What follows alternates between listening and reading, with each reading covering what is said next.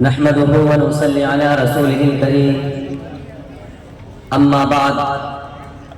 فقد قال الله تبارك وتعالى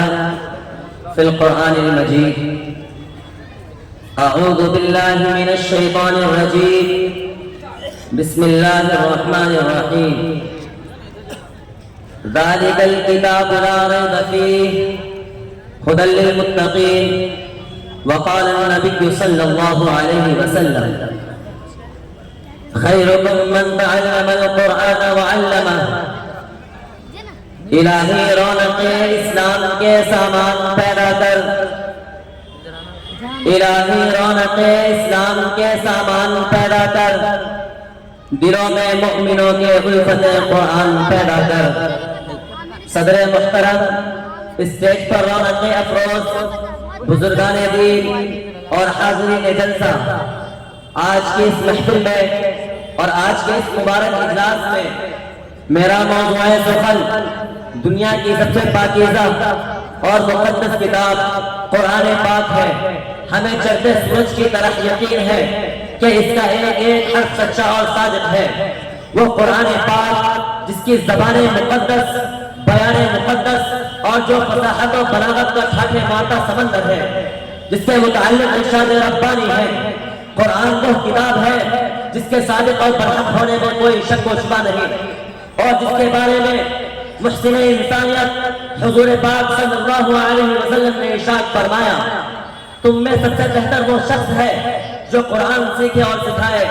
دعا کیجئے کہ خداوند قدوس ہم سب کو قرآن پاک کی دولت سے مالا مال فرمائے، آمین۔ نوجوان دوستو، قرآن پاک رب الجلال کی طرف سے عطا کردہ وہ حسین تحفہ ہے کہ جس نے 23 برس کی قلیل مدت میں پورے عالم میں وہی انقلاب برپا کر دیا کہ بڑے سے بڑے فصحاء، بلغاء، ادباء اور شعراء حیران و ششدر رہ گئے، جس کی آیتوں کو سن کر پتھر دل موم ہو گئے۔ دوستو، یہی وہ قرآن ہے جو رہتی دنیا تک کے انسانوں کے لیے سراپا ہدایت و رحمت ہے۔ یہی وہ قرآن ہے جس نے رسول کی رسالت کو اعزاز بخشا۔ یہی وہ قرآن ہے جس نے پس مردہ قلوب کو تازگی بخشی۔ یہی وہ قرآن ہے جس کی برکت سے جنات و شیاطین کا آسمانوں پر جانا بند ہوا۔ یہی وہ قرآن ہے جس کی برکت سے عزت و رفعت کے شامیانے کر گئے۔ یہی وہ قرآن ہے جس کی بدولت محمود حقیقی کی رضا نصیب ہوتی ہے۔ یہی وہ قرآن ہے جو سچائی اور امانتداری کا درس دیتا ہے۔ یہی وہ قرآن ہے جس کی نظیر پیش کرنے سے ساری دنیا عاجز و قاصر رہی۔ یہی وہ قرآن ہے جس کا مثل پیش کرنے سے عرب کے فصیح اور بلیغ زبان دانی کا دعویٰ کرنے والوں نے گھٹنے ٹیک دیے۔ یہی وہ قرآن ہے جس نے ضلالت اور گمراہی کی وادیوں میں بھٹکتے ہوئے انسانوں کا درد غم ملا۔ یہی وہ قرآن ہے جس کی حفاظت کا وعدہ خود خالق کائنات نے فرمایا۔ یہی وہ قرآن ہے جس کی تلاوت میں دلوں کے واسطے فرحت و بشاشت کا سامان ہے۔ یہی وہ قرآن ہے جس نے ذہنی قوتوں کو جلا بخشا۔ یہی وہ قرآن ہے جس کی برکت سے اجڑے چمن میں بہار پیدا ہوئی۔ محترم حضرات، آج کے اس نازک دور میں حفظ کلام پاک کو فضول سمجھا جاتا ہے، اس کے الفاظ رکھنے کو حماقت بتایا جاتا ہے، کہا جاتا ہے کہ اس کا رکھنا اور بے سمجھے پڑھنا بے سور ہے۔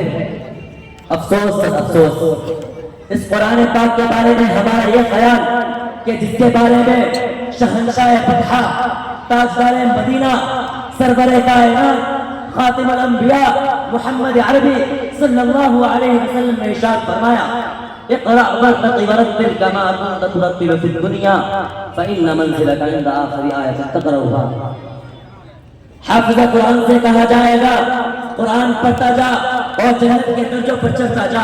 اور ٹھہر ٹھہر کر پڑھ جیسا کہ تو دنیا میں ٹھہر ٹھہر کر پڑھا کرتا تھا۔ بس تیرا مقام اور ٹھکانہ وہی ہے جہاں آخری آیت پر پہنچے۔ یاد رکھو، یہ قرآن دنیا کی سب سے بڑی نعمت ہے۔ یہ زمین و آسمان، چاند، سورج، ستارے کوئی اس نعمت کا مقابلہ نہیں کر سکتا۔ یہ قرآن رب کائنات کا مقدس اور عظیم کلام ہے، اور کیوں نہ ہو جبکہ اس کا اتارنے والا امین، جس کے ذریعے اتارا گیا وہ بھی امین، جس ذات پر نازل ہوا وہ بھی امین، جس مقام پر نازل ہوا وہ بھی امین، جس مہینے میں نازل ہوا وہ تمام مہینوں سے افضل، اور جس رات میں نازل ہوا وہ 1000 راتوں سے بہتر ہے۔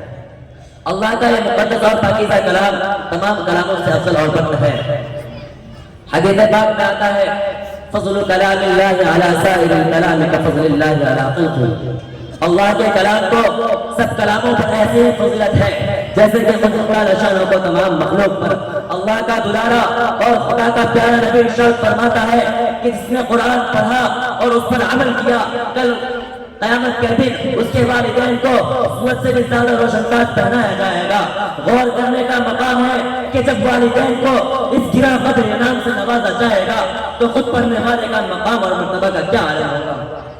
حضرات قیامت کا میدان ہوگا اور ایسے آدمی جن کے لیے جہنم واجب ہو چکی ہوگی، حافظ قرآن اپنے رب کی بارگاہ میں سفارش کرے گا، پروردگار عالم اس کی سفارش قبول کرے گا اور ان کو اس حافظ قرآن کی برکت سے نجات عطا ہوگی۔ مسلمانوں، قرآن کریم وہ عظیم برکت اور سعادت ہے جو روح خدا ہوتی ہے، معدن حیات اور جو چشمہ زندگی ہے۔ وہ عرب قوم جو پشتے مردہ چلی آ رہی تھی، دنیا جس کو دلیل اور حقیق جانتی تھی، کوئی ان کو ان کی مینجوں میں کہنے والا سمجھتا، کوئی ان کو چولہے عرب کا خطاب دیتا، کوئی ان کو چاہیے مکہ کہتا، لیکن جب قرآن آیا تو جن کا نام چولہے عرب تھا صحابہ کرام ہو گیا، جن کو نفس سے یاد کیا جاتا تھا ان کو رضی اللہ عنہم ورضوا عنہ کا اعزاز ملا۔ جس زمانے کا نام جاہلیت تھا اس کا نام خیر القرون ہو گیا۔ وہ مردہ قوم جو کروٹ نہیں لے سکتی تھی طاقت و قوت سے ایسی حیث ہو گئی کہ جس نے قیصر اور کسریٰ کا غرور ہاتھ میں ملا دیا، بڑی بڑی سلطنت اور حکومتوں کو تختہ کر دیا۔ محترم دوستو، قرآن آیا تو زمان و مکان میں زندگی آئی، قرآن آیا تو عدل و مساوات کا پیغام آیا، قرآن آیا تو مذہب اسلام پھیلا، قرآن آیا تو مردہ قوم زندہ ہوئی، قرآن آیا تو قیصر و کسریٰ کا غرور خاتمہ ملا، قرآن آیا تو باطل کے لہرانے جھنڈے ٹوٹ پڑے، قرآن آیا تو کفر و شرک توڑ گیا، قرآن آیا تو ساری کائنات کو نور ملا، قرآن آیا تو دوستان کو پہاڑ حسن عطا ہوا۔ ہاں مجھے کہنے دیجئے کیا قرآن آیا تو روشنی آئی، قرآن آیا تو تاریکی کا دور ہوئی، قرآن آیا تو امن و امان اور سلامتی آئی، قرآن آیا تو احکام ملے، شریعت ملے، قرآن آیا تو کمزور انسان کو حقوق ملے، قرآن آیا تو شرافت و عزت ملے، قرآن آیا تو ضلالت و گمراہی کی وادیوں میں بھٹکتے ہوئے انسانوں کا درد غم ملا، قرآن آیا تو دوستوں سب کچھ ملا۔ مگر افسوس ہم نے قرآن کے دامن مقدس کو ترک کر دیا، ہم نے اس کی پاکیزہ تعلیمات کو بھلا دیا اور نتیجہ یہ ہوا کہ وہ مسلم قوم جس کے سر پر عزت و رفعت کا تاج تھا ذلت و رسوائی کے غار میں جا گری، وہ قوم کامیابی جس کے آگے بڑھ کر استقبال کرتی تھی ناکامی اس کا مقدر بن گئی، وہ مسلم قوم جس کی ایک آواز پر افریقہ کے جنگل میں رہنے والے خونخوار درندوں نے میدان خالی کر دیا تھا، آج ایک چوٹی بھی اس کا حکم ماننے کو تیار نہیں، وہ قوم جن پر کبھی تاریخ نہ جاتی آج بات ادھورا ہے، وہ قوم جس کی ماضی اور روشنات اور تابلات کی حال و قدم میں اس کا تاریخ ہے۔ مسلمانوں سمجھو اور ہوشیار ہو جاؤ، غفلت کا پردہ چاک کرو، قرآن پاک سے وابستہ ہو جاؤ، ورنہ یاد رکھو تاریخ ہمیں کبھی معاف نہیں کرے گی۔ مگر اے امت مسلمہ کے دھڑکتے دلوں، آج تم ان کے پختوں کو بتلا دو جنہوں نے قرآن کے خلاف آواز اٹھائی ہے کہ قرآن کے 30 پارے ہیں جو 1400 سال سے جی رہا ہے، کربلا کے میدان سے گزر کر آ گیا، اسپین کی وادیوں سے گزر کر آ گیا، بھارت کی تاریخی اور وادی زمان سے گزر کر آ گیا، کون تھا جو انہیں روک سکتا تھا؟ اور آج تم ارادہ کر رہے ہو اس پر پابندی لگانے کی، جبکہ باری تعالیٰ فرماتے ہیں اِنَّا نَحْنُ نَزَّلْنَا الذِّكْرَ وَإِنَّا لَهُ لَحَافِظُونَ۔ ارے قرآن کے خلاف آواز اٹھانے والوں، یاد رکھو جس دن ہندوستان سے قرآن اٹھ گیا اس دن ہندوستان سے امن و امان کا جنازہ ہو جائے گا، صلح و عاشقی کا خاتمہ ہو جائے گا، اور نتیجہ یہ ہوگا کہ فتنہ و فساد کا راج ہوگا، وحشت و دہشت کا تسلط ہوگا، خطرات مساوات کا غلبہ ہوگا، ظلم و حسد کی حکمرانی ہوگی، سیلاب و آندھیوں کی روانی ہوگی، کشت و خون کی ندیاں بہیں گی، آفت و مصیبت کی ہوائیں چلیں گی، ایوان حکومت میں زلزلہ آ جائے گا، تخت و تاج بے روح ہو جائیں گے۔ وآخر دعوانا الحمدللہ۔ علی بھائی